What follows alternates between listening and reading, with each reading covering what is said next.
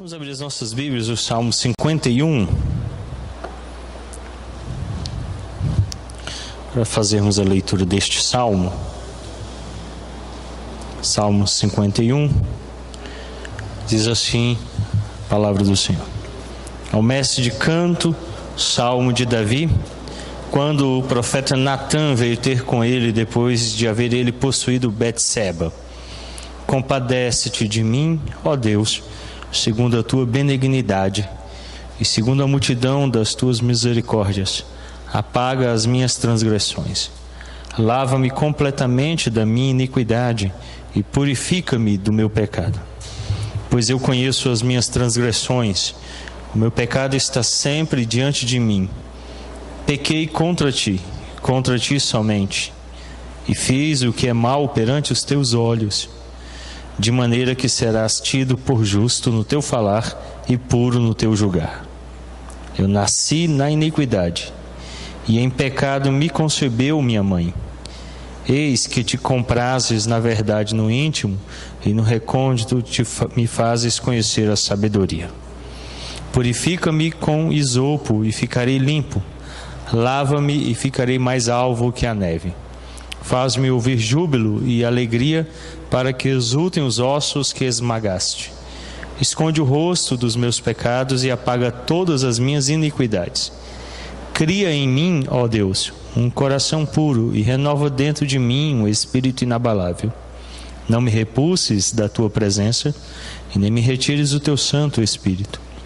Restitui-me a alegria da tua salvação, sustenta-me com o espírito voluntário. Então ensinarei aos transgressores os teus caminhos, e os pecadores se converterão a ti. Livra-me dos crimes de sangue, ó Deus, Deus da minha salvação. A minha língua exaltará a tua justiça. Abre, Senhor, os meus lábios, e minha boca manifestará os teus louvores. Pois não te comprases em sacrifícios, do contrário eu te os daria. E não te agradas de holocaustos. Sacrifícios agradáveis a Deus são o espírito quebrantado, coração compungido e contrito, não desprezarás, ó Deus. Faz bem a Sião, segundo a tua boa vontade. Edifica os muros de Jerusalém. Então te agradarás dos sacrifícios de justiça, dos holocaustos e das ofertas queimadas, e sobre o teu altar se oferecerão novilhos. Vamos orar? Pai Santo, agora que estamos aqui reunidos, rogamos que o Espírito nos conduza na compreensão das verdades concernentes ao Evangelho, para que a nossa vida cristã seja edificada na palavra e pela ação do Teu Espírito. É o que oramos e rogamos em nome de Cristo. Amém. Nós estamos hoje a segunda parte da doutrina do pecado na visão puritana. Porque doutrina do pecado, e não como se fala hoje na teologia, harmateologia. O termo harmateologia vem do grego pecado. Os puritanos não utilizavam esse texto, eles não tinham uma teologia sistemática, então eles utilizavam a doutrina do pecado, essa era a expressão. O texto que nós vamos usar hoje como padrão aí é o Salmo 51, e nós estamos usando como base a Confissão de Fé de Westminster, que é o maior documento puritano, porque ele reúne 121 teólogos da época que foram chamados pelo parlamento para compor aquele que seria o documento da igreja reformada na Inglaterra e Escócia. Então ali estão reunidos os maiores pensadores da época. Então, se você quer conhecer o pensamento amplo no que diz respeito à doutrina puritana, são os símbolos de fé de Westminster, que se compõem na Igreja Presbiteriana do Brasil da Confissão de Fé de Westminster, o Catecismo Maior e Breve de Westminster. Na Igreja dos Estados Unidos, a PCA, a Presbyterian Church da América, ela tem, além desses que eu citei, também o diretório de culto que acompanha. Então, nós não aderimos ao diretório de culto na Igreja Presbiteriana do Brasil. Nós temos o princípio de liturgia, foi escrito junto com a Constituição. Então, ali está tudo que diz respeito ao culto. Mas esses são os 3 principais documentos. Hoje nós vamos voltar novamente ao livro do Puritano, que utilizamos na semana passada, publicado em língua portuguesa com o título A Fé Cristã, Estudos Baseados no Breve Catecismo, Thomas Watson, que publicou um livro bem mais complexo, se não me engano, são 10 volumes, 10 tomos em língua inglesa, mas nós temos aqui um pequeno resumo, ele vai nos ajudar hoje. E também a Teologia Sistemática do Louis Berkhof, para definirmos alguns termos no que diz respeito ao assunto do pecado.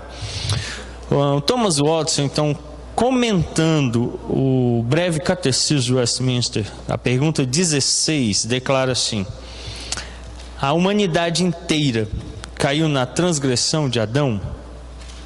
O que então ele vai responder? O catecismo responde: tendo sido o pacto feito com Adão, e não somente com ele mesmo, mas com a sua posteridade, toda a humanidade pecou e caiu juntamente em sua primeira transgressão. Alguém abra em Romanos o capítulo 5 para lermos lá o texto, o verso 12. A epístola São Paulo escreveu aos Romanos, capítulo 5, leremos o verso 12.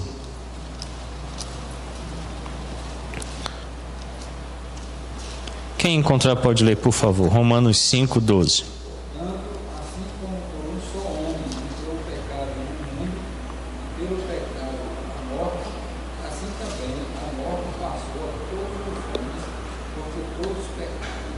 Muito bem, o que o apóstolo Paulo vai declarar, e aqui vai ser a principal distinção da teologia denominada calvinista, que os puritanos aderiram, e o presbiterianismo também, é a ideia da federalidade.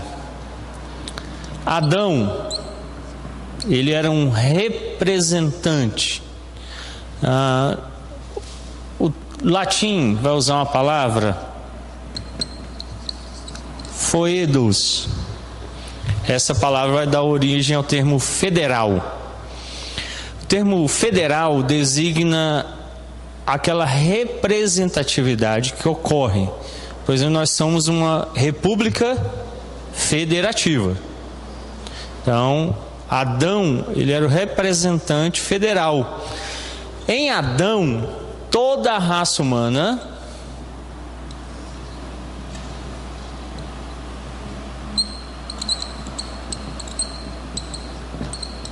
está representada. Quando Adão pecou, o pecado de Adão, ele vem para toda a humanidade, toda a raça humana. Então Paulo declara no verso 12: portanto, assim como por um só homem, quem é esse um só? Adão. E aí Paulo diz assim: entrou o pecado no mundo, e pelo pecado a morte, assim também a morte passou a todos os homens, porque todos pecaram. Paulo declara que a entrada do pecado se deu por Adão. De Adão passou a toda a humanidade, por isso que ele declara que todos pecaram. Então Adão é o representante federal, ele representa a humanidade. Por isso a pergunta 16 do Breve Catecismo, expressando o pensamento puritano, declara: a humanidade inteira caiu na primeira transgressão de Adão?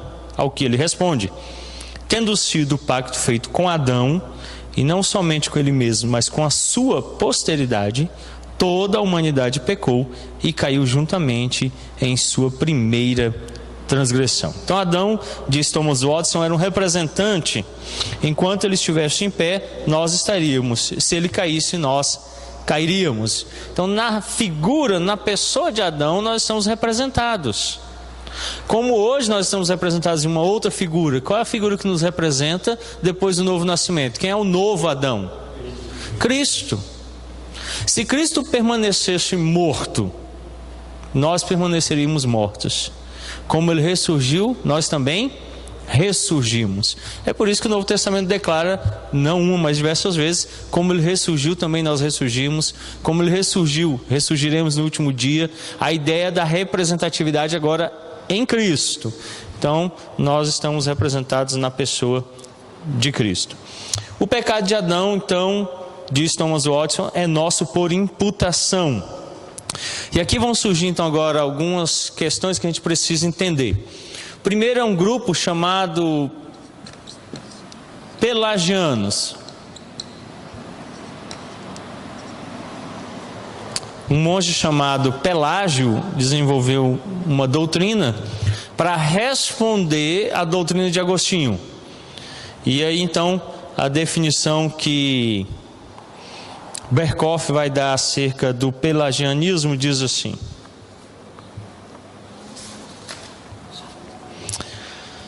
o que eles defendem? Primeiro, se o homem vai fazer o bem ou o mal, depende simplesmente da sua vontade livre e independente. Para Pelágio, Adão não está ligado à raça humana, ele está separado da raça humana.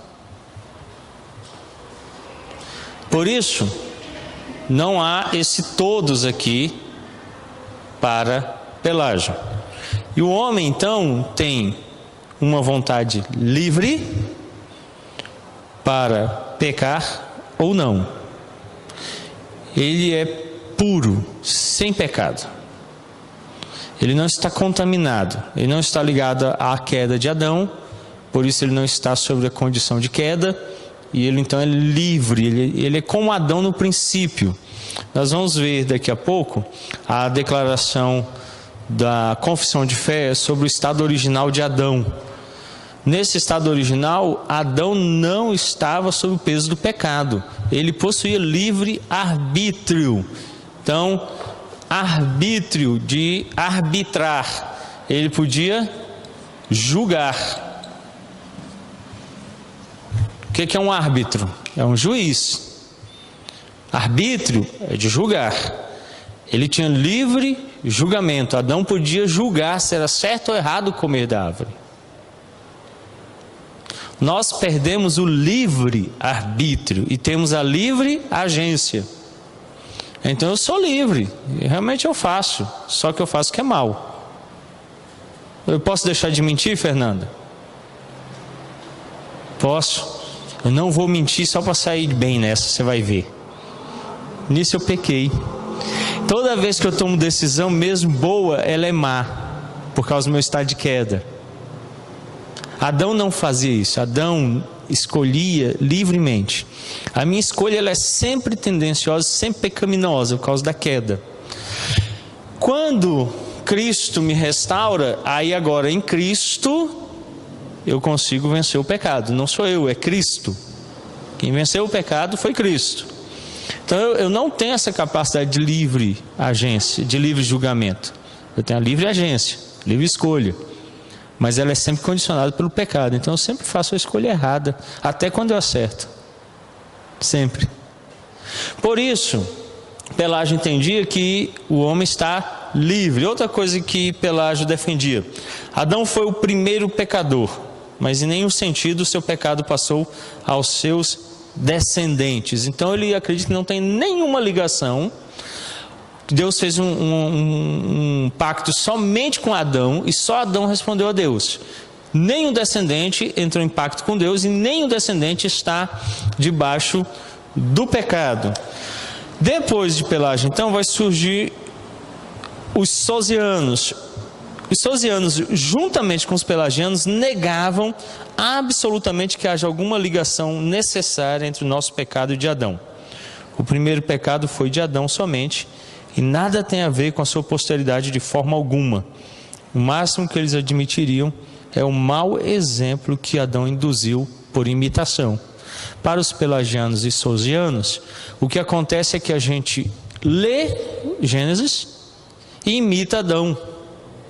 Isso é tão forte que Carl Jung, Skinner e outros foram influenciados pelo pelagianismo. É uma doutrina pelagiana. A psicologia é uma doutrina pelagiana.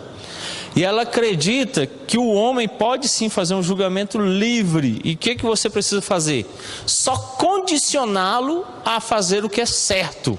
Se você fizer isso, ele não vai se tornar pecador.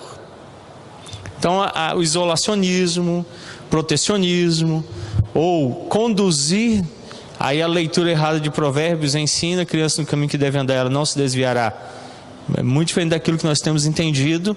Mas futuramente nós vamos trabalhar Provérbios e vamos ver o que Provérbios está dizendo ali.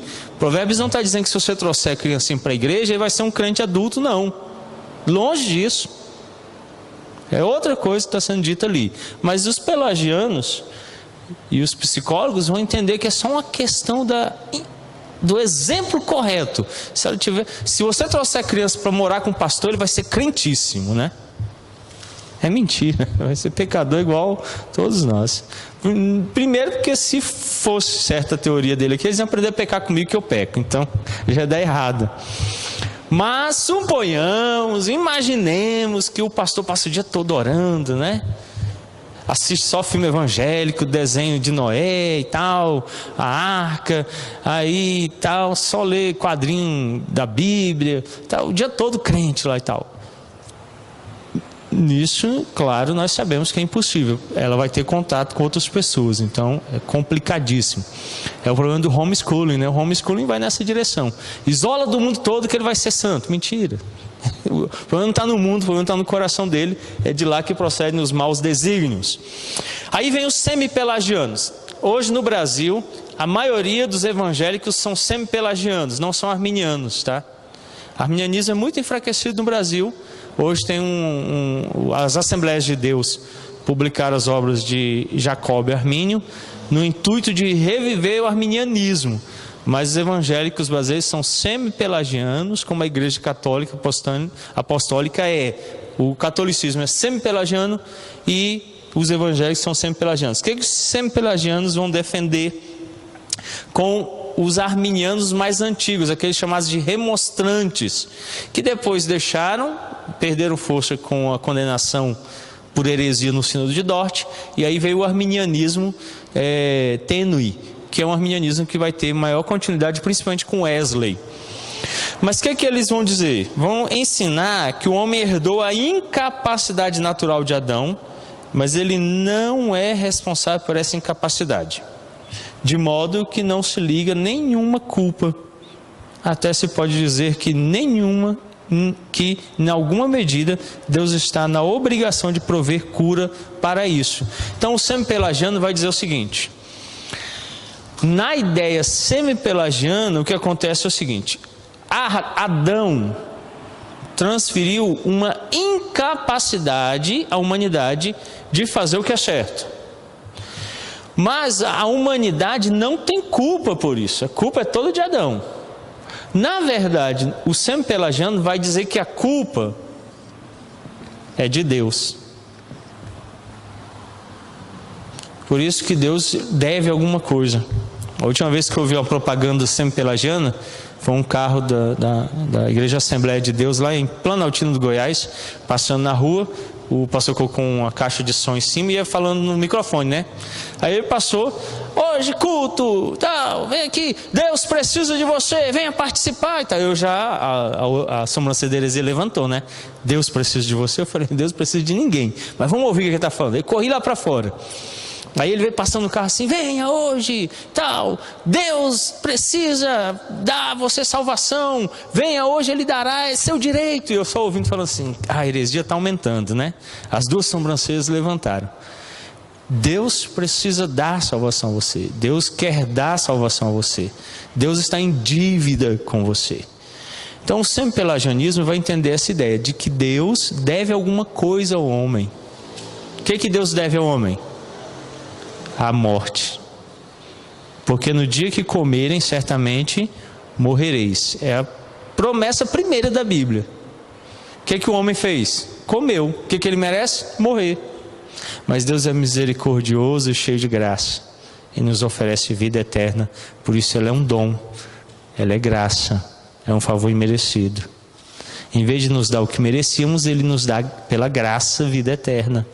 Então Deus não deve a ninguém nada. Para os semi-pelagianos, então, há uma transmissão de incapacidade, mas isso não me torna culpado. E, em alguma medida, então, Deus deve prover cura para isso.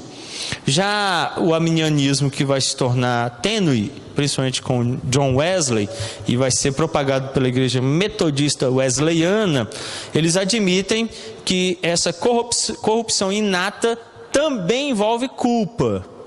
Então eles colocam culpa aqui no homem. Mas o homem só se torna culpado porque ele tem uma incapacidade. Nós defendemos a ideia da depravação total. Não é o ambiente, não são as disposições culturais, não é o lar onde ele vai ser criado, os exemplos que ele vai ver. Ele vai ser pecador. Por exemplo, tanto Alice quanto Isaac foram ensinados a andar, a falar, e houve alguma disposição natural para essas coisas, mas eles tiveram que ter acompanhamento. E aprenderam a agradecer, a dar um beijo na hora de dormir, dar boa noite, dar um abraço nos pais. Mas tem uma coisa que eu não ensinei e que eles aprenderam a fazer sozinhos, e bem novinhos já faziam isso. O presbítero Marco Aurélio, que nos visita aqui, quando eu estava lá no Andrew Jumper, no Mackenzie, fazendo mestrado, a gente comprou uma gramática de língua hebraica que custava R$270. Estava no site da nossa editora, R$279. E ele me presenteou, deu de presente. Ela entrou na promoção, ficou R$250, ele foi lá e comprou, me deu de presente. Aí eu agradeci e tal, coloquei lá em cima da minha mesa no escritório. Nessa época o escritório pastoral era na casa pastoral. E a Alice tinha 3 aninhos de idade. Quando eu entrei no escritório, ela parou e ficou olhando para mim com o olhão assim. O que foi, filha? E ela parada. O que aconteceu? E ela começou a chorar. Eu falei, o que eu fiz, né? Aí peguei, levei para a mãe pegou no colo, pequenininha ainda. Aí eu fui estudar. Mais tarde, quando eu abri a gramática, tinha tantas marcações com pincel nela. Todo tipo de risco que vocês imaginarem tinha. Como é que ela sabia que ela era errado? Eu nunca mostrei para ela que era errado pegar o pincel, que era errado riscar a gramática nova. Ela nem sabia o que é gramática, nem hebraico, nem valores, nem presente, nada. Mas alguma coisa no coração dela está dizendo que ela fez algo errado. A gente sabe que é errado. Quando a gente mente, quando a gente rouba, mesmo bem infante, tem algo interiormente, e não é só a consciência, tá? Ela é instrumento. Tem algo bem mais amplo, que a consciência geralmente ela é disparada pelo temor de ser descoberto, o temor da punição. Mas você vai ver que ela é amortecida quando você acha que o que você fez é em secreto. Por exemplo, pensamentos, né? Quem é que vai descobrir o seu pensamento? Já viu uma máquina de descobrir pensamento? Se tivesse, eu queria saber o que é que o Lula está pensando agora. Delcídio delatou, né? Foi a máquina lá, vamos sair na reportagem amanhã. Mas não tem. Só há uma pessoa que sonda os nossos pensamentos. Quem é? Deus. Então qual é a nossa tendência? Ô, seu Emerson, boa noite. Mentira, xingando ele aqui dentro e tal. Ele não sabe. Por fora um sorrisão, apertando a mão, mas por dentro...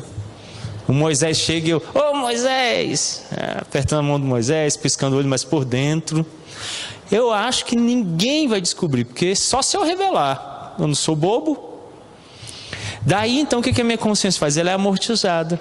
Ninguém pode sondar, só Deus. Como Deus é equidistante, transcendente, a minha tendência é de viver um ateísmo prático. Deus não existe, Deus não está nem aí. Deus só funciona no domingo lá na igreja.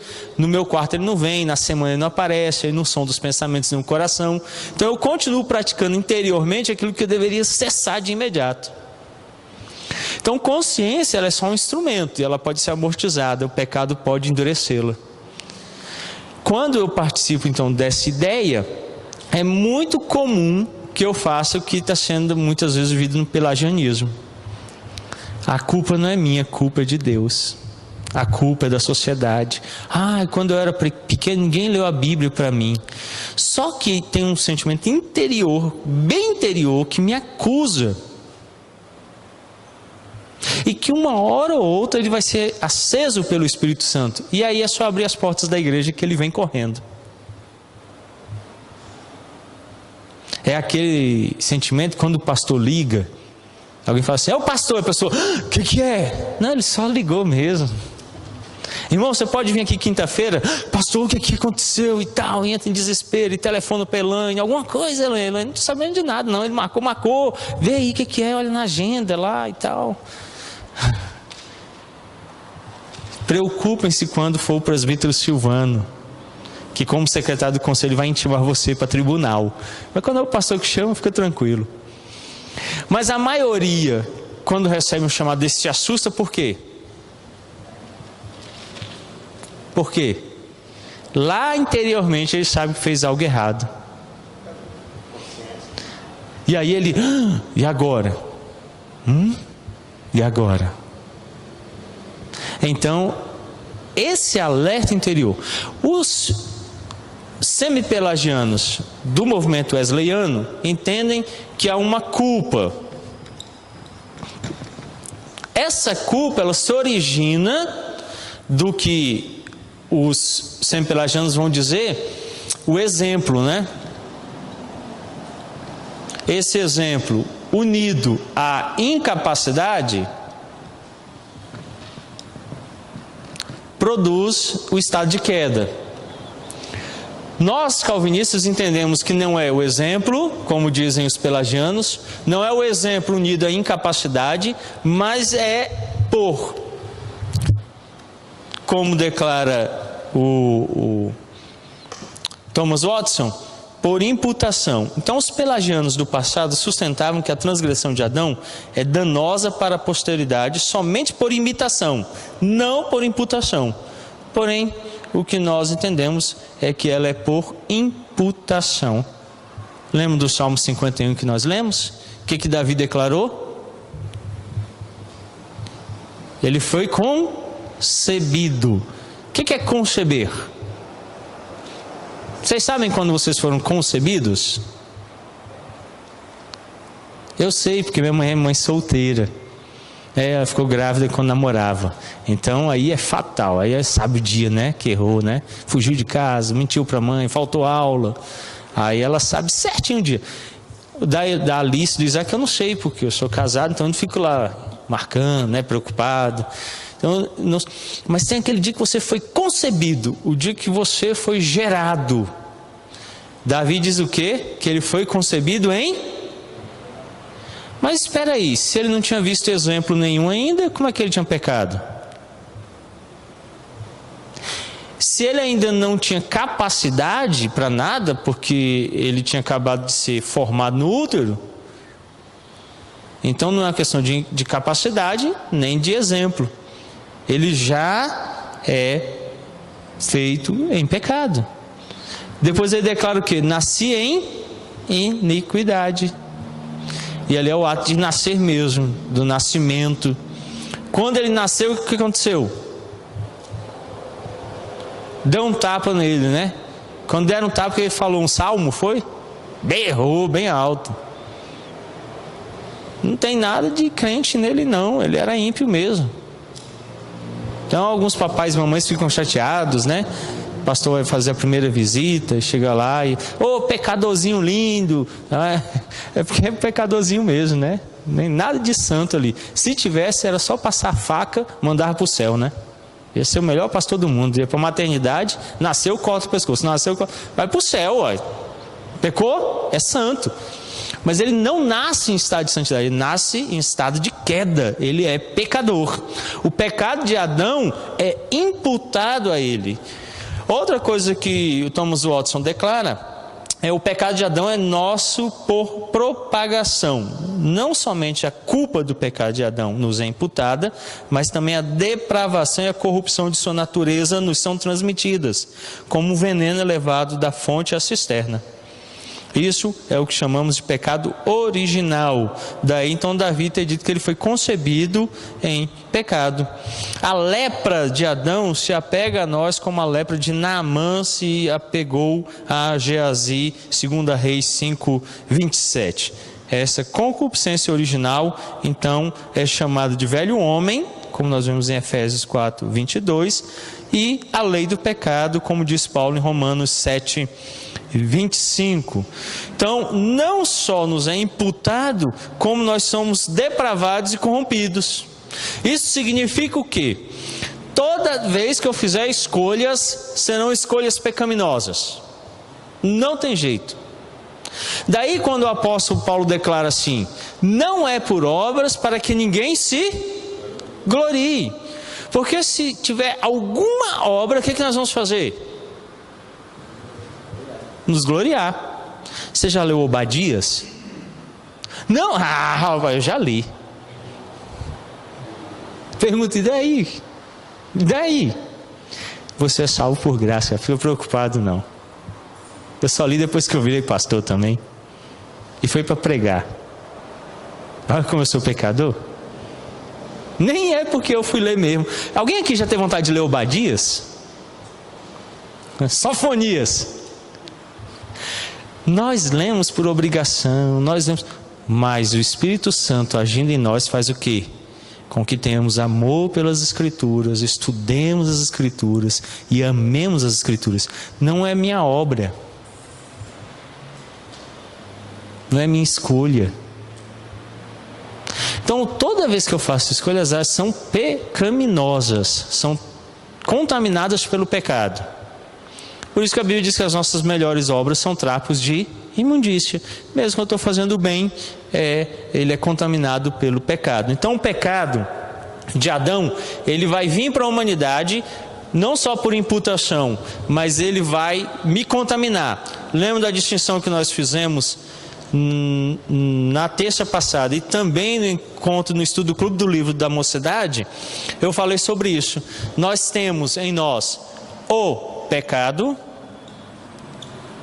que é o que Adão nos transmitiu, e temos os pecados, que são aqueles que cometemos. E por que cometemos pecados? Por causa do pecado original. É por isso que a lascívia, a prostituição, o adultério, tudo está no coração e contamina o homem, porque está dentro. E essa fonte contamina todo o exterior. Então, quando nós tratamos dessa distinção, é só entender que por causa do pecado original, aquele que foi imputado de Adão a nós, a transgressão faz parte da minha vida. Ela tem que ser amortizada pela graça. E John Owen vai tratar sobre a mortificação do pecado no seu maravilhoso livro, A Mortificação do Pecado. Bom, algumas características do pecado original. Primeiro, a universalidade. Como veneno, ele tem se espalhado por todas as partes e todas as potencialidades da alma. Alguém abra lá em Isaías 1:5. Faça a leitura do profeta Isaías, capítulo 1, verso 5.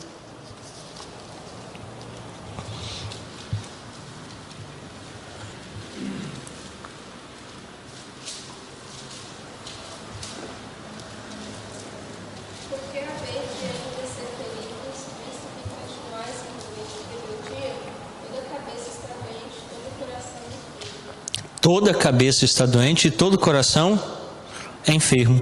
O homem todo está contaminado, cada parte dele. Como um paciente doente, diz Thomas Watson, que não tem nada sadio, seu fígado está inchado, seus pés estão gangrenados, seus pulmões estão deteriorados, assim está nosso espírito, tão infectado e tão gangrenado, até que Cristo, que fez um remédio por seu sangue, nos cure. Então Thomas Watson declara que cada parte do nosso ser foi contaminada, todo ele. E aí agora eu preciso tomar Cristo, que é a cura, e aplicar à nossa vida. Então o coração o pecado vai perverter o intelecto. Nossa capacidade intelectual está contaminada pelo pecado. O pecado vai corromper o coração, a sede da vontade. O profeta Jeremias Fala isso no capítulo 17, o verso 9. Então, nosso coração é um pequeno inferno, a sede das vontades, diz Thomas Watson. No coração há legiões de concupiscências, obstinação, de infidelidade, de hipocrisia e de comoções pecaminosas que, à semelhança do mar, agitam-se com ira e com vingança. Alguém leia Eclesiastes 9:3.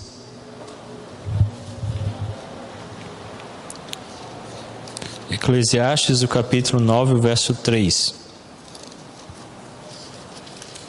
Este é o mal que há em tudo quanto se faz debaixo do sol.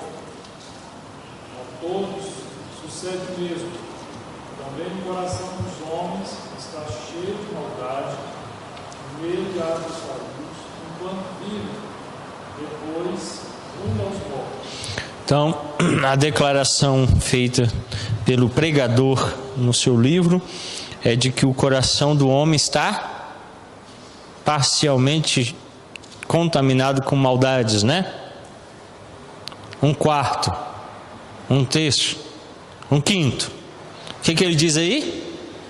Cheio, repleto, completo. Nele há... O que há no coração do homem aí? Quando?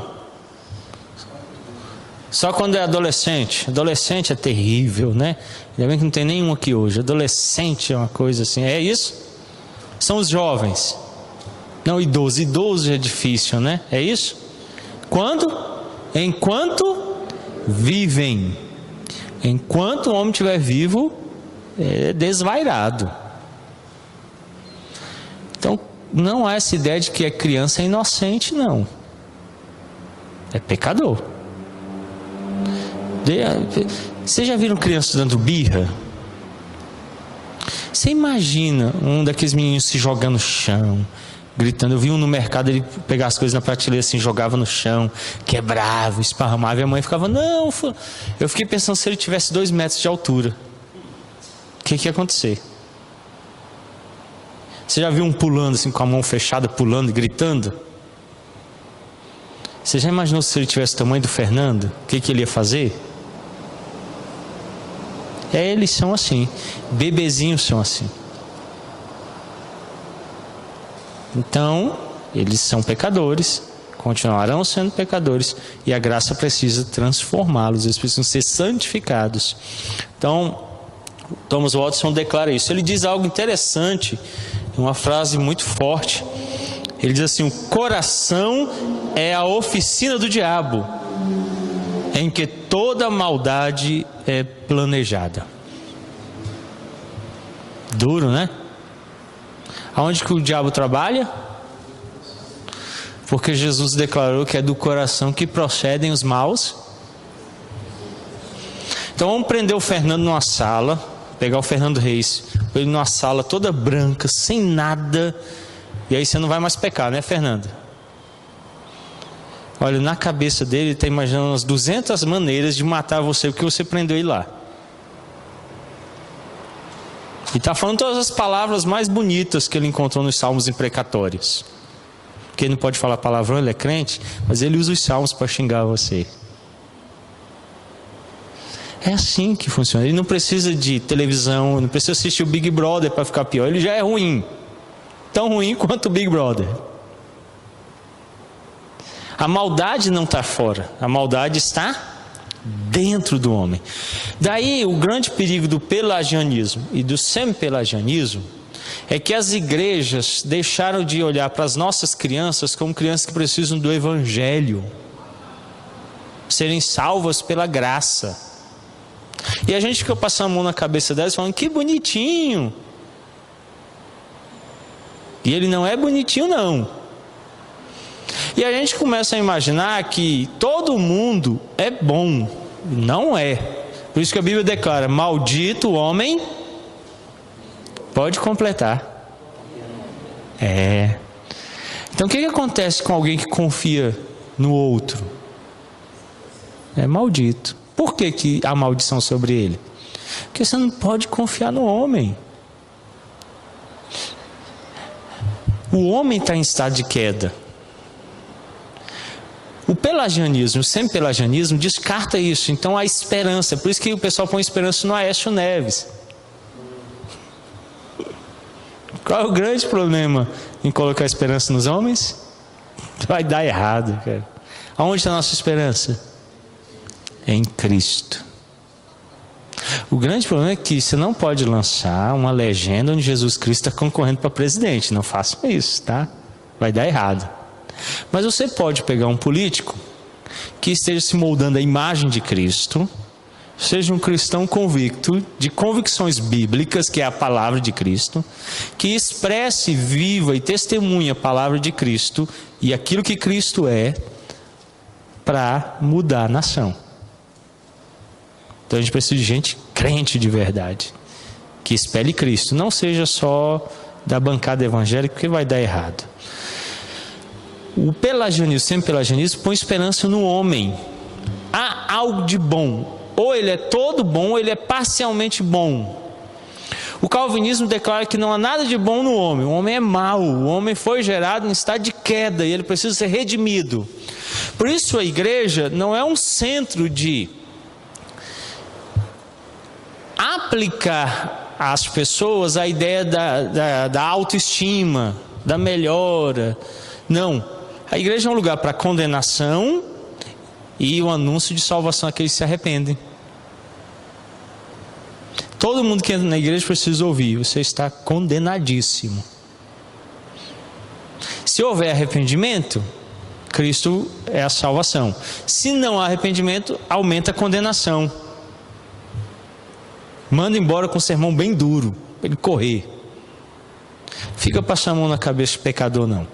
A igreja batista, que depois virou Salt Lake City, do Igreja com Propósito, tem um culto onde eles determinam, a máxima do culto é um culto voltado para o incrédulo, para o não crente. E a máxima do culto é: faça do culto um lugar agradável para pessoas de fora da igreja. Isso se espelha hoje no neopentecostalismo, quando eles dizem assim: não importa de onde você vem, não importa o que você esteja fazendo, não importa quem você é bem-vindo. Isso é verdade? Se chegar um estrupador aqui, Fernando, ele é bem-vindo? Uma surra bem dada, né? Isso é o mínimo, isso é manso, hein, cara? Corta as partes dele e manda para todas as tribos. Se ele se arrepender, é diferente. Ele tem que pagar, mas há a possibilidade de arrependimento. Se chega um homossexual, não, aqui a gente aceita a expressão de amor, né? Deixa ele paquerar os homens da igreja, não tem problema nenhum, né, Elias? Sentado do seu lado, põe a mão na sua perna. Não? Põe para correr, né, Elias? Agora, se ele se arrepender, deixar o pecado, aí tem espaço. O que é que o neopentecostalismo diz? Não, eles até dizem que até presbiteriano pode ir no culto lá, engraçado isso, né? Não importa de onde você é, vem. Não, você não pode, Deus não aceita você como você está. Você precisa de mudança imediata, você tem que deixar o seu pecado, se arrepender, porque senão você está condenado. Essa mensagem para a modernidade ela não é aceita por causa do pensamento semi-pelagiano. Olha, ele é incapaz, coitadinho, deixa ele ficando aqui, não faz nada. É aquele pensamento que adentrou pela psicologia, que diz assim: não, olha, coitado desses traficantes aí que estão com um fuzil na mão. Na infância eles sofreram muito, não tinha casa, não tinha nada e tal. Então, coitado, deixa ele dando tiro mesmo de fuzil para todo lado, né? Não impede não, porque vai machucar mais ele. E aí ele é incapaz, pela incapacidade ele tem que ser compreendido. Já o calvinismo declara o seguinte: não, ele é mau, e ele é tão mau, mas tão mau, que pela mensagem do evangelho precisa ser detido, de duas maneiras: uma pela condenação, outra pela justificação. Se ele crê na mensagem do evangelho, ele será justificado em Cristo, e aí o pecado dele é perdoado. Se ele não se arrepende, nós temos a autoridade, inclusive pelo Estado, ou pelo uso como defesa, como marido, como pai, de punir-lhe tirando a vida, para que o pecado seja refreado. Então o cara chega aqui com um fuzil, dando tiro. Vou falar duas coisas: filho, ajoelha e confessa Jesus Cristo como Senhor e Salvador, e eu vou usar a Bíblia, é a arma que está aqui. Vocês sabem da história do puritano, pós-puritano lá nos Estados Unidos, no Velho Oeste? Chegaram na casa e falaram: pastor, hoje tem um grupo na igreja que vai pegar o senhor no culto lá e tal, e nas vias de fato. Aí ele: não, eu vou não vai pro culto não. O diácono falou: vou. Aí foi pro culto, chegou lá, a igreja reunida, pegou a Bíblia, abriu, bateu no púlpito, pegou o revólver, bateu desse outro lado e falou assim: desse lado aqui é quem quer ir para o céu, desse lado é quem quer ir para o inferno. Qual o lado que vocês escolhem? Diz que o povo correu tudo para o lado de cá. Então é assim que funciona. Aí entrar com o fuzil aqui, que você quer a Bíblia, você quer levar um tiro. Eu tenho que frear o pecado de duas maneiras. É por isso que nós entendemos que a legítima defesa é válida. Você freia o pecado. É por isso que o magistrado traz a espada. O que ele traz a espada? Para abrir carta, era? Cortar lá a correspondência? O que ele traz a espada, diz Paulo? Porque quem está praticando o mal deve ser punido. Aí o pecado é refreado. Então a igreja tem que ter esse aspecto de reconhecer o estado de depravação total do homem e freá-lo com o evangelho ou com a graça comum. Um dos dois tem que ser utilizado para refrear o pecado. A partir então dessas proposições de Thomas Watson é que nós vamos à Confissão de Fé de Westminster, que ela declara assim, na segunda seção do capítulo 6: por este pecado eles decaíram de sua retidão original e da comunhão com Deus, e assim se tornaram mortos em pecado e inteiramente corrompidos em todas as suas faculdades, partes do corpo e da alma. Quando Adão e Eva pecaram, a Confissão de Fé declara que eles decaíram do estado original, e isso atingiu a alma, as faculdades e o corpo. Tudo foi afetado. Tudo. É por isso que o homem, em todos os aspectos, foi atingido pelo pecado. Não é essa ideia de que o intelecto está preservado, a alma está preservada, ou o físico. Nós vamos ver isso a partir do segundo domingo de abril. Nós vamos ter uma série de 7 sermões contra o feminismo, lá em Efésios 5. Efésios 5 é o texto mais odiado pelo feminismo. Uma das defesas das feministas na atualidade, inclusive feministas evangélicas, é de que a liderança masculina é consequência do pecado. Aí você pega a mesma proposição delas e diz assim: se Deus então colocou a mulher sob liderança masculina como consequência do pecado, o texto ela também diz que por causa do pecado ela ia ter filho em meio a dores. Por que quando a mulher se converte não acaba com isso? Vocês já viram alguma? Chega no hospital, o médico vai dar anestesia, ela: não, eu sou crente, eu não preciso. Já viram? O que acontece? Geme. Às vezes até mais que a ímpia. É que a ímpia fala assim: não gosto de uísque aí, tá, né? E vai embora. A crente fala: não, ligar faz mal para criança, eu não bebo, tal, né?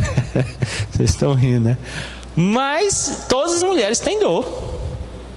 É consequência do pecado. O pecado atingiu todos, inclusive o físico.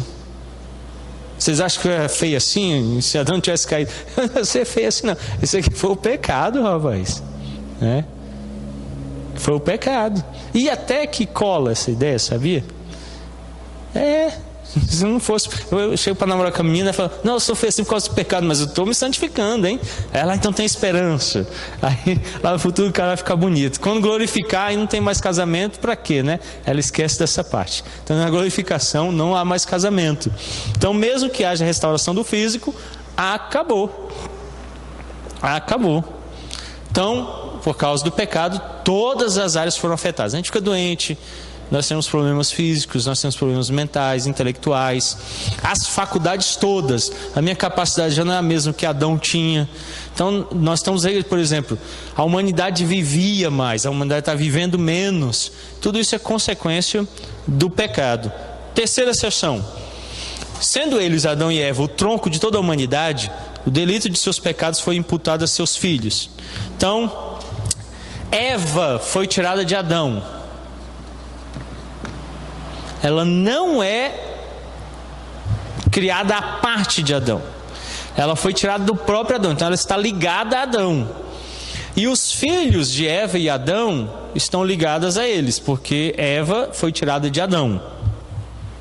Então não é Adão e Eva, cada um diferente, eles são a mesma coisa, porque Eva foi tirada dele. Toda a humanidade está ligada a Adão, inclusive Eva. Não há um ser humano na face da terra que não tenha procedido de Adão. Só tem um que não tinha ligação com Adão. Quem é? Jesus Cristo. Quando vocês olham para o Isaac, vem alguma semelhança comigo? Hã? Claro, meu filho. Então quando Jesus andou aqui, o pessoal ia falar: rapaz, você tem uma coisa diferente, cara.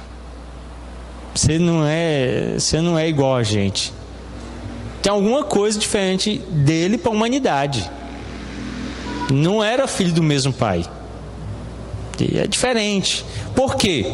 Ele foi gerado pelo Espírito Santo no ventre de Maria. Primeira barriga de aluguel foi Maria. Ela só emprestou a barriga. Ele não é filho de Maria. Ele não é filho de José. Ele é filho de Deus. Foi gerado no ventre de Maria. Ela só gestou. Por isso, quando ele andava na rua com eles, eu olhava e falava assim: rapaz, não tem nada a ver nem com o pai nem com a mãe. Ele não era filho deles. Por isso ele está fora da humanidade. Então ele não está contaminado pelo pecado. Ele era justo, ele não se tornou justo. Não é porque ele não caiu na tentação de Satanás. Por que Satanás tentou e ele não caiu? Porque ele não podia ser tentado. Ele não podia cair. Ele era livre, ele tinha livre arbítrio, de fato. No lugar dele, o que você teria feito? Fala sinceramente, não fica fingindo que você é crente não, vai lá. Se você me adorar de joelho aqui, tudo é seu. Você vai ser mais rico que a Dilma e o Lula. Triplex é pouco. Hã? É só ajoelhar ou você quer que eu deite? É. Joga, que eu já pulei muito tempo, o que você estava esperando? Nós somos assim. Toda vez que o pecado nos perseguiu, o que aconteceu? Nós pecamos. Agora nós estamos deixando de pecar, por quê? Por que você está vencendo o pecado? Está malhando mais? Você comeu mais, ficou mais forte? O que foi? Por que a gente deixa de pecar? Enjoou, perdeu a graça, não vamos mais pecar, isso? O que aconteceu? Cristo transformou o seu coração. E agora nós não somos mais escravos do pecado. Somos escravos de quem? De Cristo. Aí C.S. Lewis, agora me foge o livro, diz que nós somos assim como se o rei tivesse voltado, tomado de novo o reino, e agora nós fôssemos escravos dele, e num domingo de manhã ele nos levasse à feira, e ali nós estivéssemos servindo a ele como servos, e de repente víssemos o nosso antigo senhor, Satanás, e corrêssemos imediatamente, nos dobrássemos diante dele. E aí ele tem que vir e dizer assim: servo meu, por que tornas a prostrar-se a teu antigo rei? Não te libertei? Então constantemente ele nos restaura de novo. A gente de vez em outra cai diante do pecado, serve ao pecado. Por isso que a Bíblia diz: nós não vivemos mais na prática do pecado, naquilo que é prático, naquilo que se realiza com constância. Porém, se pecarmos, a condicional, se pecarmos, temos um advogado. Pode pecar? Pode sim, vai acontecer. Se for prática, estou à disposição para apresentar o Evangelho de Cristo para você, a fim de que você creia em Jesus Cristo como Senhor e Salvador da sua vida, arrependa-se e seja salvo dos seus pecados. Porque um crente não vive na prática do pecado. Se tem um pecado que é prática, porque você não é crente, então você pode crer, não se envergonhe. Eu conheci um pastor, de 20 e poucos anos de ministério, que se converteu.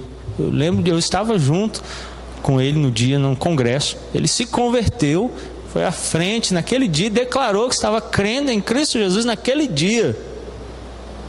Então você pode levar uma vida religiosa, aparente, dissimular, ser hipócrita, e aí se converter. Então se você vive na prática, porque você não é crente, porque o crente não vive na prática. Mas se pecar, temos o advogado. Então de vez em quando trupica. Agora se só vive no chão, tem uma coisa errada. Uma coisa está muito errada, né? Então esse é o entendimento que nós precisamos ter. Bom, desta corrupção original pela qual ficamos totalmente indispostos, adversos a todo bem e inteiramente inclinados a todo mal, é que procedem todas as transgressões atuais. Então, você pode praticar o bem? Sim. O que a confissão de fé está nos dizendo é que nós estamos indispostos e adversos ao bem. O bem não nos é algo natural, nem propício, nem nos agrada. Se você disser para mim que você naturalmente gosta de orar, eu vou ter que dizer à sua frente que você é mentiroso. Porque convertido, o Espírito Santo ajudando, eu não gosto. Eu tenho batalhas, é difícil. É difícil. Você quer ver, por exemplo, Paulo ordena no capítulo 2 de 1 Timóteo, nós temos que orar, é o imperativo.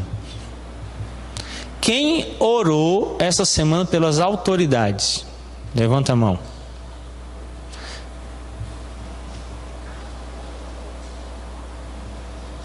Quem não viu, só 3 levantaram a mão. 3. A gente não ora. A gente esquece, a gente faz pouco caso. A gente odeia, a gente detesta. Apesar de ter dito, ame os seus inimigos. É outro imperativo.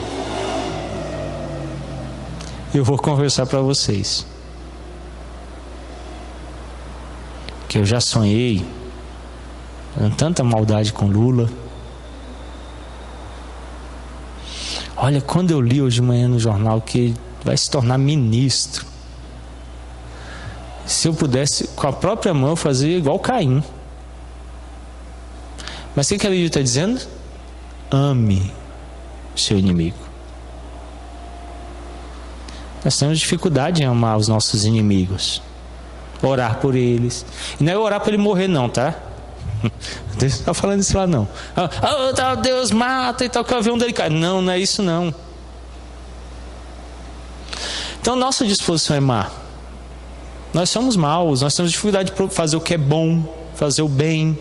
Nós temos. Então a disposição era totalmente má. Nós somos propensos ao mal. Quando a gente menos vê, nós estamos cogitando o mal, planejando o mal, fazendo o que é mal. Daí então eu preciso do Espírito Santo para me ajudar, suscitando meu coração, trazendo minha memória o que eu devo fazer, as Escrituras me mostrando como eu devo proceder e Cristo restaurando o meu viver. E aí a santificação então vai acontecendo. Mas nesse processo, Paulo diz: miserável homem que sou, quem me livrará do corpo dessa morte? Eu estou em estado de queda.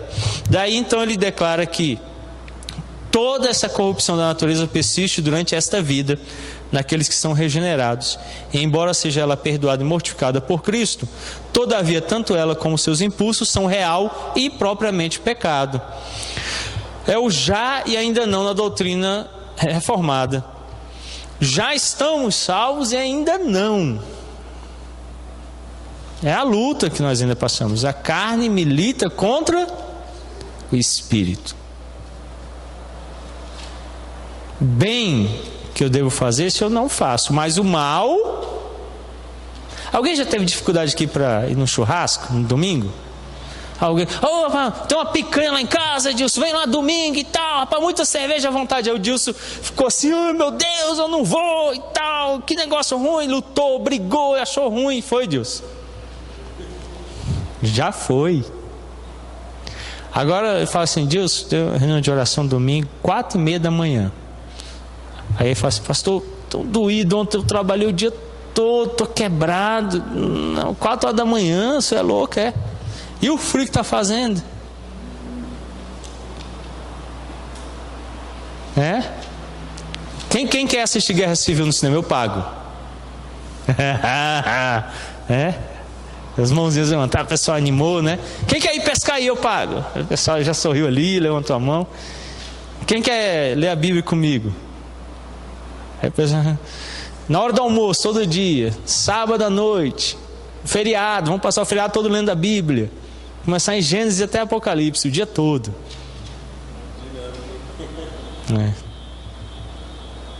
Aí a parte de genealogia a gente pede para o Agel ler lá. O Agel chega lá, a irmã Erundina, pede para os dois. Abel gerou Sete, que gerou Enos. Quero ver quem é crente. A dona Erundina, você já viu a dona Erundina lendo lá a genealogia? Adão que gerou. Aí ela dá uma risadinha assim. Eu quero ver quem é crente. A hora de assistir Guerra Civil, todo mundo querendo cinema, tal, pipocona, pipoca grandona. Esse é o nosso problema. Durante toda a vida vai ser assim. Durante toda a vida nós vamos ter essa indisposição com o que é de Deus. E ele vai sendo vencido com o Espírito Santo. Então eu odiava, detestava a pregação do pastor, ler a Bíblia. Isso já mudou. Já mudou. Mas eu ainda tenho dificuldades. Eu tenho lutas, angústias. O que nós temos que fazer? Fortificar o eu interior, o espiritual, e mortificar o homem exterior, que é a carne. Isso, claro, vai ser o quê? Um processo que a gente chama de santificação. Até o dia que morrermos, ele não estará completo. Ninguém alcança o estado de santificação em vida. Não é possível. Só quando morre. E só na glorificação. Até esse dia ainda haveremos de pecar. Lembrando que nós vimos na terça-feira passada, nós temos odiosidade pelo pecado. Por isso, muito cuidado. Um dia um jovem me procurou com uma coisa assim terrível. E eu até hoje tenho dúvidas sobre o estado dele, por causa da situação. A Bíblia não é clara.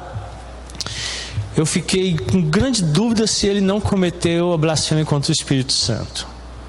E a Bíblia declara que se isso acontecer, não há mais o que fazer por você, nem orar por você eu posso. Ele me procurou e disse que estava fazendo assim, pecava, e quando estava pecando, antes ele já falava assim, eu vou pedir perdão para Deus do meu pecado.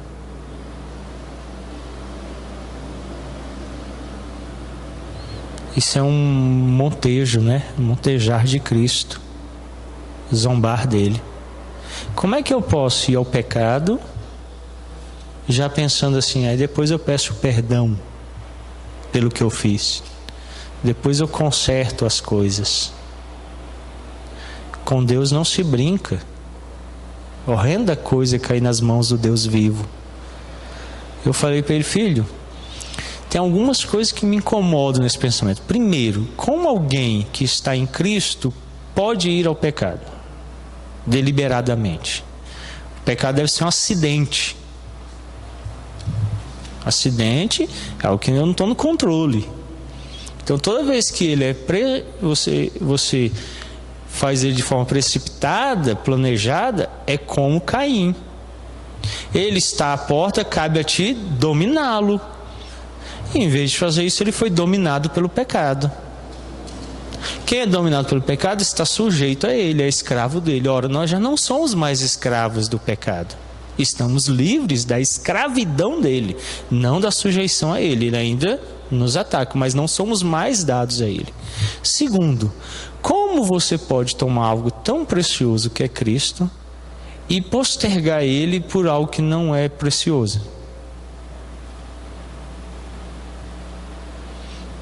É como se eu falasse assim, eu vou comer cocô, depois eu escovo os dentes. Tem sentido? Tem? Não tem.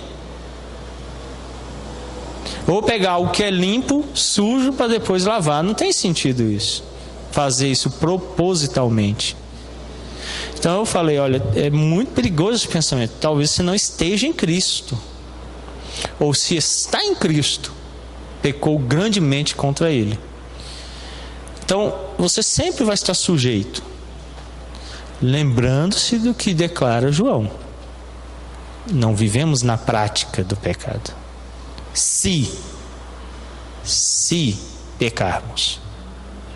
Então o pecado nunca é uma possibilidade. Para mim não. Quer ver? Você está disposto toda hora a morrer? Tá? Você saiu hoje de manhã e falou assim: eu estou indo aqui, Raíssa, tá tudo aqui, a chave e tal, a conta do banco e tal, se eu morrer agora, e você resolve tudo. Você fez isso? Você nem cogitou isso, né? Por quê? Ninguém quer morrer, ninguém está procurando. Só se estiver louco ou com algum problema. Mas a gente não está indo na direção da morte. Mas nós estamos sujeitos a ela. Mas seria loucura sair de manhã e falar: amor, já paguei lá o caixão, tá? Eu não trabalho nessa perspectiva. Pode morrer? Qualquer momento. Mas vai ser um acidente. Ninguém vai à procura dela. Nós fugimos da morte. Então o crente, ele não vai à procura do pecado, ele foge do pecado. Mas o pecado pode acometê-lo sim. Quando fizer, ele é nosso advogado. Então se alguém sai à procura da morte, eu não quero estar com essa pessoa, quer? Ô, senhor Emerson, quer carona? Estou indo ali me matar, entra aí. O senhor entra no carro? Tá doido, né? O cara, eu vou me jogar ali na ponte ali, eu vou jogar o carro pro lado, entra aqui, eu deixo você em Taguatinga. Peraí, Taguatinga está depois da ponte. Esse cara é louco, eu não vou entrar aí não. Então alguém que chega e fala assim: olha, eu vou pecar. Não. Mas pode acontecer um acidente no caminho? Sim. Mas eu não planejo, eu não desejo, nem eu busco. Então muitos crentes até criam situações, por exemplo, se eu andasse com um carro de pneus carecas, sem manutenção nos freios, tudo isso pode gerar, não pode? Então alguns procuram situações que podem gerar o pecado. Então eu devo evitar situações que possam gerá-lo, eu devo evitá-lo. Como eu evito a morte, um acidente e situações que possam causá-lo. Então todos esses passos devem ser evitados. Podem vir a acontecer sim, mas não deve ser algo que eu propositalmente o faça. Ele tem que ser um acidente. Quando isso acontece, ele é nosso advogado. Então temporariamente nós temos o pecado agindo ainda, mas não totalmente.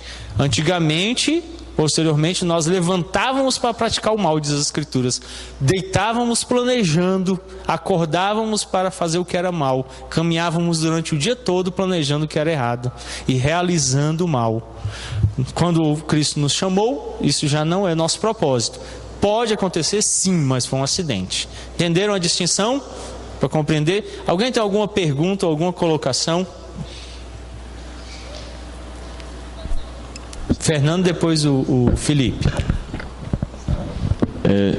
O senhor falou que, bem no iniciozinho, que Adão tinha livre-arbítrio, mas depois da queda ele passou a ter livre-agência, né? Isso. Eu tenho um pouco de dificuldade em relação a isso. O termo livre-arbítrio, o senhor sabe, o senhor mesmo falou que não está nas Escrituras, né? Sim. A gente que utiliza esse termo, e a própria definição dele me parece meio vaga às vezes. Então eu já vi, por exemplo, definição de que livre-arbítrio seria a capacidade de agir contrariamente à própria natureza. Seria então uma justificativa para falar que Adão tinha livre-arbítrio, que a natureza dele sendo boa, ele tinha capacidade de agir contrariamente a essa própria natureza. Eu tendo a negar, na verdade, qualquer tipo de definição que se dê a livre-arbítrio, sou meio avesso à ideia, né? Essa é uma definição propriamente um pouco mais, acho que genérica do que seria o livre-arbítrio. Sim. Uma outra definição seria, que eu já li, a filosofia utiliza mais essa outra definição, seria uma escolha não causada, ou uma ação independente de causas externas. E aí eu sempre tenho a dúvida é porque o homem não consegue se ver livre de Deus como uma causa externa, não Deus como a causa do pecado, não Deus como alguém que peca, Mas eu não sei se existe um mistério aí que fica, de certa forma, nessa questão. Porque o homem não era de fato escravo do pecado, ele foi criado bom, a criação foi feita boa, ok. Mas ele não pode ser independente dos decretos de Deus, inclusive o decreto da queda e de que o homem seria encerrado sob o pecado. Embora Deus seja bom e obviamente não seja pecador. Então, eu não poderia dizer, por essa definição, que a ação dele é independente, num certo sentido. Até porque, de outra forma, a gente teria um mistério também. Seria um mistério de por que ele, tendo capacidade de agir contrariamente à própria natureza, tendo sido criado bom, ele poderia pecar. Mas por que ele faria isso? O que moveria a mente dele? Por que ele moveria a mente e o coração dele nessa direção, né? A gente preenche isso com um mistério. É um mistério válido acho que dentro da teologia reformada. Mas eu preferiria, utilizando uma outra definição, deslocar esse mistério para um outro ponto, né? Até para negar o mesmo livre-arbítrio, entendendo que Deus seria o único ser que de fato possui o livre-arbítrio, e ele manifesta esse livre-arbítrio historicamente quando ele determina toda a história, inclusive o decreto da queda, né? Sim. Então, é mais uma dúvida em relação à própria definição do termo, e como ela se aplicaria a Adão, e de forma alguma dizendo que Deus tem parte com o pecado, como pecador, obviamente. Tá, em primeiro lugar, Deus não tem livre-arbítrio. Deus não precisa julgar entre situações. Deus não está condicionado a nada. Todas as decisões dele são o que tem que ser. São livres, são acertadas, são boas, corretas, coerentes, justas. Ele nunca precisa escolher entre nada. Devo ou não criar o homem? Cria o mais alto ou o mais baixo? Deus não passa por isso. Então Deus não faz escolhas. O livre-arbítrio é a condição na qual Deus colocou Adão, e aí é Deus realizando a obra dele. E isso vai ser sempre coerente com o ser dele. E Adão poderia escolher entre bem e mal. Ele teria essa capacidade. Nós sabemos que ele escolheria o mal. Por quê? Deus determinou. Adão não sabia. A Bíblia declara que Deus prepara tudo para que Adão livremente decida, movido pelo decreto de Deus.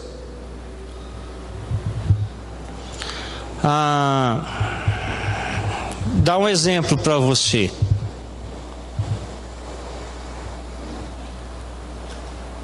Por que você pegou? Por que você pegou?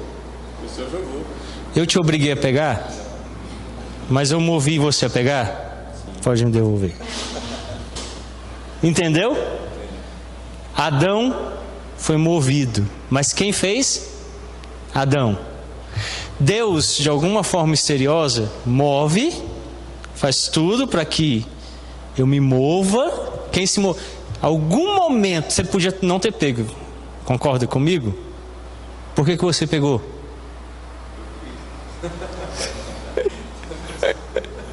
Mas você podia não ter pego? Por que você não pegou? Pergunta para Adão. Você podia ter deixado cair, podia ter deixado passar, podia ter dado uma raquetada de volta em mim, podia ter sacado a arma e atirado em mim, me agrediu. Eu não sei por que você pegou, mas você pegou. Você concorda comigo? Se for um crime, quem é culpado de ter pego? Mas quem moveu você a pegar? Cara, eu sabia que você ia pegar. Quase todo mundo pega. Quase todo mundo. Agora, sim, vamos lá. Aí Adão tinha uma capacidade de julgar livremente entre o bem e o mal. O que nós não temos? A capacidade de julgar. Por que eu não posso mais fazer julgamento? Porque eu sempre estou propenso ao mal. É meu estado natural. Adão não tinha esse estado natural, ele era livre. Nada o obrigava a escolher o mal. Ele fez uma escolha livre. Eu não faço escolhas livres. Eu faço escolhas porque eu estou sob o pecado.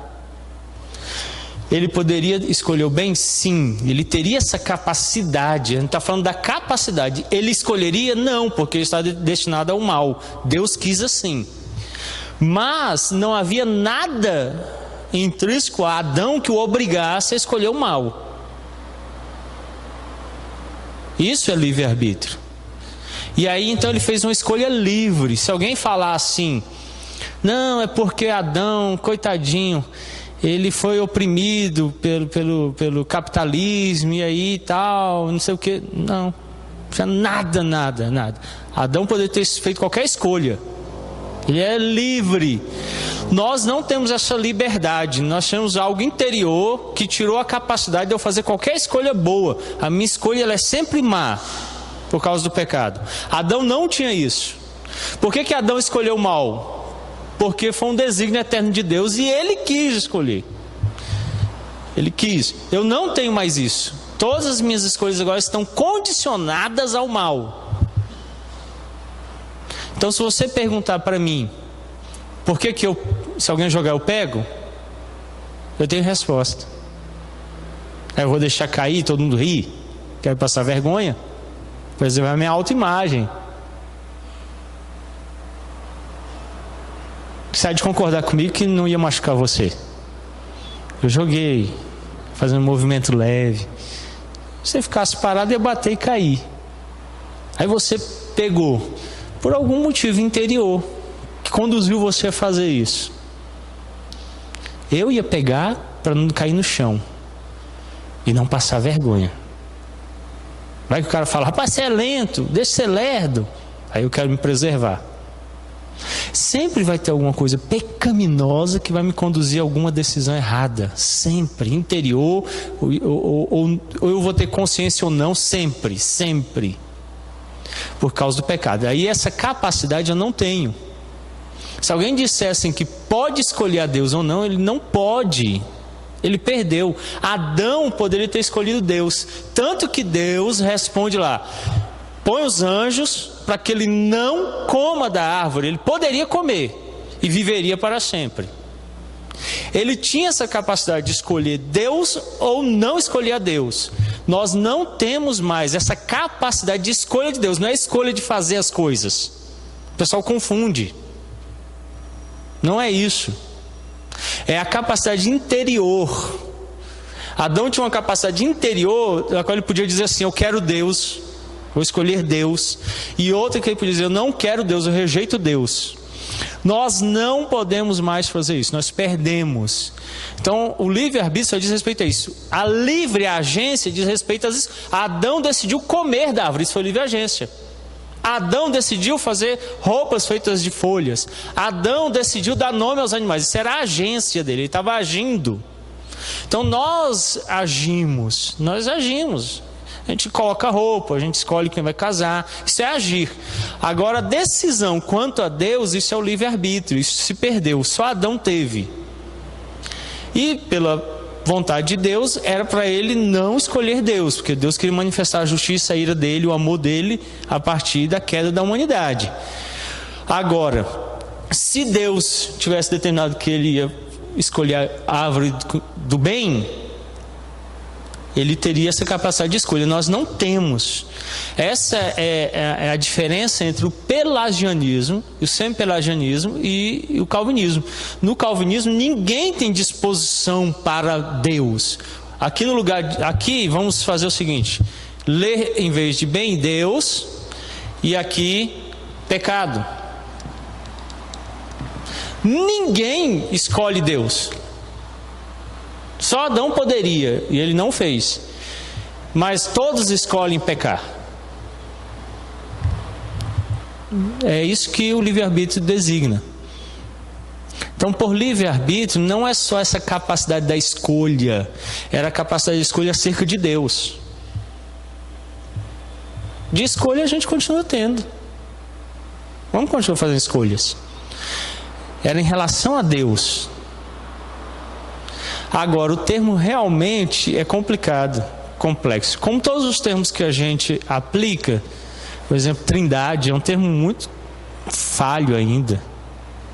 Porque é por inferência, né, da doutrina bíblica, verdade. Deus não usou nenhuma palavra que pudesse caracterizar essas verdades. Mas é a mais próxima. Adão tinha essa capacidade de julgamento, de escolha entre Deus e o pecado. Nós não temos essa capacidade, nós só escolhemos o pecado. Nós não escolhemos Deus. É nessa direção. Ok? Era isso só? Tinha mais? Ok? O Felipe tinha pedido a palavra? Não? Elias? No pacto com Adão, na geração após ele, houve o pacto da vinda do Filho da salvação. Sim. Já lá na criação. Já na criação. Quando ele pecou, já tinha o pacto para vir o Filho da salvação. Nós temos que fazer isso de forma diferente. Só há um pacto. Nós vamos chamá-lo de Pacto da Graça, que Paulo declara em Efésios, foi feito em Cristo quando? Antes da criação do mundo. Que é manifesto como pacto das obras, que ainda está valendo. Como é que Apocalipse termina? Foi restituído o direito de comer da árvore da vida. Aí vai ter livre-arbítrio? Não. Vai ter arbítrio condicionado. Você vai escolher Deus e pronto, acabou. Tem mais o que escolher. Não, a gente não vai mais poder fazer outra escolha. Como hoje nós só podemos fazer uma escolha, depois de glorificado, só uma escolha, Deus. Acabou. O pacto das obras, ele era aquele pacto que no jardim teria que ser concretizado em Adão, tomando o sacramento que era a árvore da vida. Como não fez, o pacto da graça se estende, tornando-se pacto da graça e das obras, indo pelo Antigo Testamento e pelo Novo Testamento até o dia de hoje. Sendo o mesmo pacto, não pactos distintos, nenhum substituindo o outro. Eu sempre vou estar debaixo do mesmo pacto, mas a manifestação dele vai ganhando manifestações distintas conforme o plano da salvação vai se desenvolvendo. Por isso que hoje se diz que nós estamos na nova aliança. Não nova no sentido de ter sido feita nova, mas no sentido da manifestação. A mesma manifestação que foi dada a Adão é dada a mim hoje? Não. Adão recebeu a promessa de que viria o descendente, que pisaria a cabeça do jararaca, da serpente. O jararaca também vai ser pisado se ele se converter. Esse pacto para Adão viria. Paulo, lá no final de Romanos, declara que ele veio e pisou a cabeça da serpente. Para mim, já é nova aliança. Para Adão, ainda era a aliança que tinha sido estabelecida das obras, porque ele aguardava a vinda de Cristo. Então ele, por fé, prevendo, creu. Eu, por fé, tendo já se realizado, creio. Então essa é a única distinção. Ele aguardava um Cristo que viria, eu creio num Cristo que já veio. Então essa é a distinção nas alianças aí. Mas então lá no Éden, ele teve conhecimento no pacto das obras do pacto da graça, quando é anunciado a ele que ele já sabia antes, né? Porque se ele comesse, ele teria vida eterna. A árvore era o sacramento, era um sinal.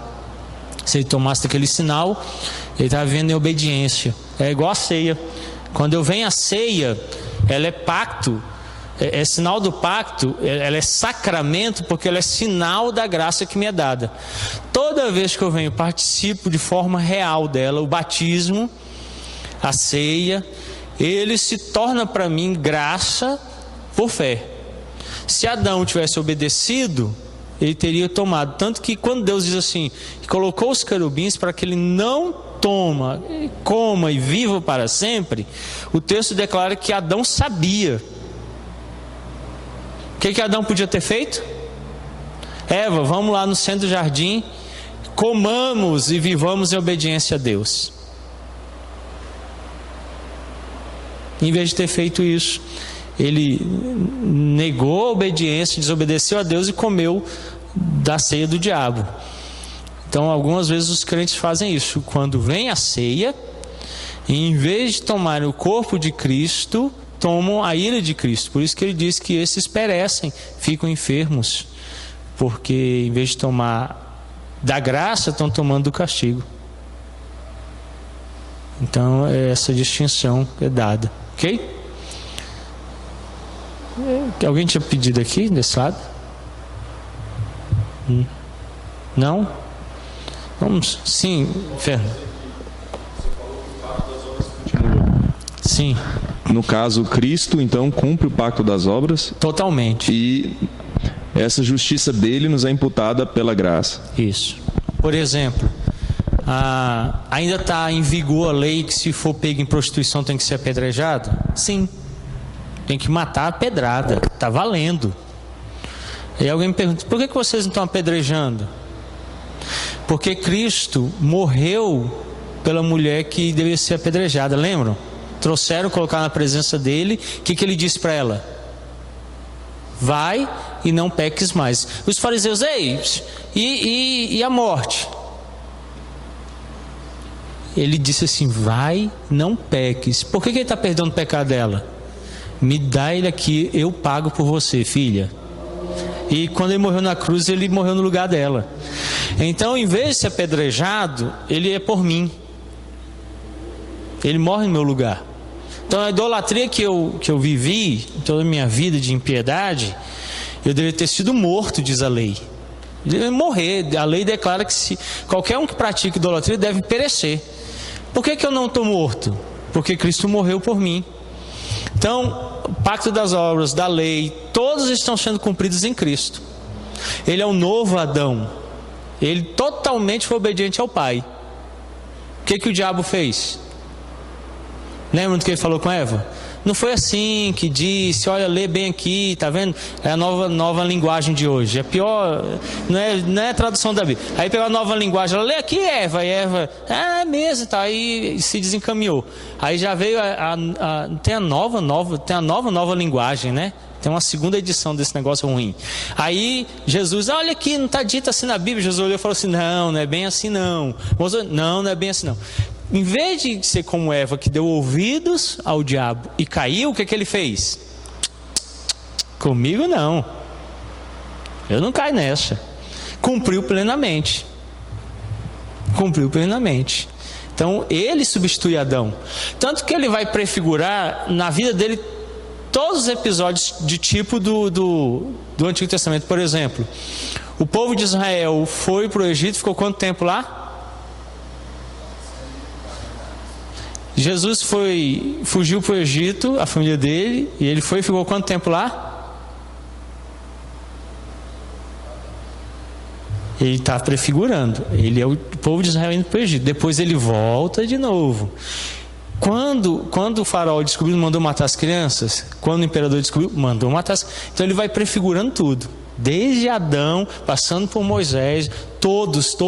Quando ele é batizado nas águas, lembra que Pedro fala disso, como em Noé, também. Então ele vai prefigurando tudo que você pegar na Bíblia, Cristo cumpre perfeitamente. A lei toda, se você pegar qualquer aspecto da lei, ele cumpriu. Futuramente nós vamos ter uma série de sermões em Levíticos. Levíticos mostra, e depois nós vamos ter um outro em Hebreus, mostra que cada lei Cristo cumpriu. Cada lei. Então todos os pactos, cada manifestação do pacto, Cristo cumpre. Ele é o fim de todos os aspectos do pacto. Então não são os pactos, né? Essas são as manifestações do pacto. Cada uma dessas manifestações ele cumpre na pessoa dele. E aí o das obras, ele é o novo Adão, cumprindo ele perfeitamente. E aí ele usa algumas imagens, né? Ele sendo a videira, nós somos os ramos que estão ligados a ele, como na árvore da vida, Adão deveria estar ligado à vida. E aí ele vai usando vários exemplos, né, para chamar o pacto das obras. O pacto da graça, ele é notório em toda a Escritura. Ele vai estar sempre presente. Pela fé, Abraão creu. Graça, tem que ter a fé. E aí ele vai... A lei, o pacto da lei. Cristo cumpriu cada aspecto da lei. Ele foi o cumpridor perfeito da lei. Continua cumprindo ela. Lá nos mais altos céus, o que a Bíblia diz sobre ele? Ele é o sacrifício eterno. Então aqueles sacrifícios que tinham que ser sempre realizados não precisam mais. Por quê? Porque ele é sempre um sacrifício diante do Pai. Então se alguém falar assim, você continua fazendo sacrifício? Sim. Mas a gente não vê o altar aqui, ovelha sendo aqui. É porque nós não fazemos mais por esse expediente. Qual é o expediente que nós fazemos sacrifício? Uma vez por todas em Cristo. Ele é repetido sempre para a eternidade.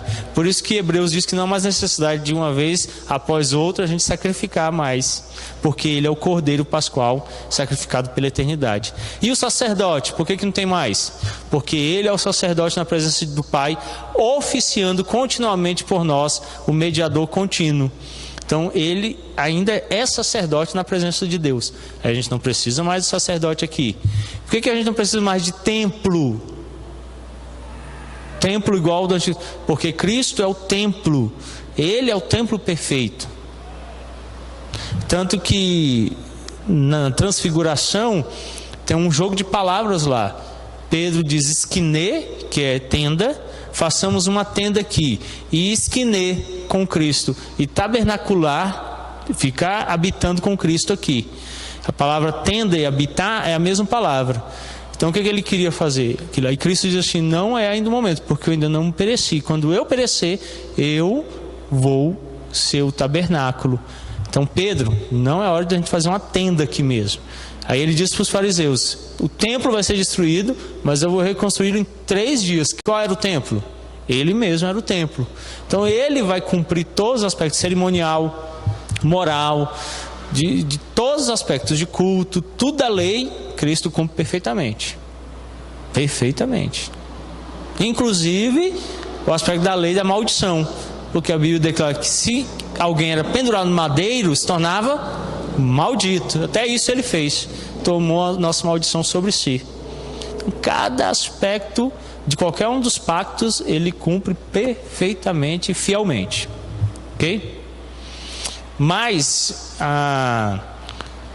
capítulo 7 da Confissão de Fé de Westminster vai tratar lá sobre o pacto, do pacto de Deus com o homem. Lá ele vai falar sobre o fim do pacto em Cristo. Cristo sendo o pacto, né? Aí, quem quiser pode ler lá depois. Vamos orar encerrando. Pai querido, nós estamos gratos pela oportunidade de compreendermos que Adão decidiu cair. E ao ter tomado essa decisão, ele nos colocou sobre o pecado. Escolha esta que agora é transmitida a cada homem, de rebeldia contra Deus. Assim nos tornamos culpados, como Adão era culpado, e os nossos pecados são consequência dessa culpa que nos é própria, como foi própria de Adão. E todos os homens estão debaixo de Adão. Mas há um novo Adão, e a ele que recorremos, porque por meio dele somos salvos, não só do pecado de Adão, como dos nossos pecados. Dar-nos então graça, ó Pai, para lutarmos contra o pecado, dia a dia, em santificação, vencendo. Dar-nos que pela palavra e pelo Espírito Santo sejamos fortalecidos no homem interior. Nosso espírito milita contra a carne. Sustenta-nos nesta batalha, Pai. E se houver tamanha impiedade em nossas almas, dar-nos crermos em Cristo para sermos salvos. Mas se há um sincero desejo no coração e resoluto de lutar contra o pecado, já conhecemos a Cristo, então rogamos que esse conhecimento seja fortalecido para que dia a dia vençamos mais e mais o pecado. Livra-nos, ó Deus, dessa ideia maligna de que podemos ir a Ti quando bem quisermos. Que a palavra nos aponte a nossa condição total de queda e incapacidade, para que humilhados, como disse Davi, um coração contrito e compungido é o sacrifício que Deus deseja. E então nos humilhemos à Tua santa presença, para sermos então restaurados pela Tua graça. Nós pedimos, Pai, e rogamos isto em o nome santo de Cristo Jesus. Amém.